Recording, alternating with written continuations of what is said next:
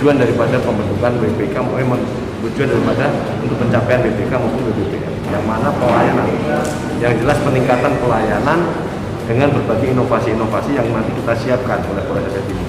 Tujuannya untuk memberikan pelayanan yang cepat, mudah, murah ya kepada masyarakat, sehingga tidak lagi masyarakat di dalam meminta pelayanan kepada kepolisian ini ke depan bisa lebih mudah dan yang tentunya menghindari transaksional antara masyarakat dengan petugas kepolisian, sehingga WBK ini ke depan benar-benar kita bisa capai.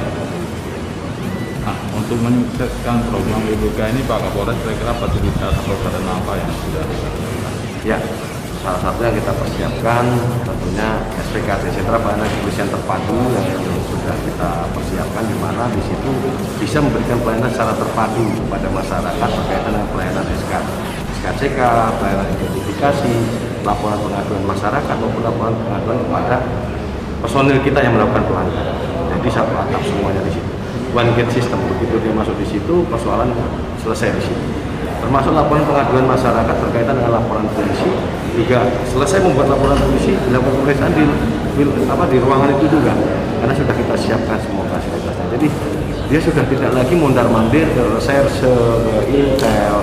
Jadi cukup dia masuk di SPKT, menyangkut dengan SKCK, beres dari situ. Cukup menyangkut dengan laporan polisi pun juga.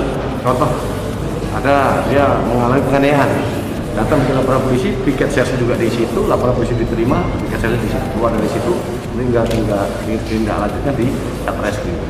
Berarti terintegrasi Pak? Iya, betul. Salah satunya itu memang tujuannya. Jadi sudah tidak ada lagi. Kalau dulu kan ya mohon maaf ya, SKCK identifikasi di serse, dia harus ke intel sana.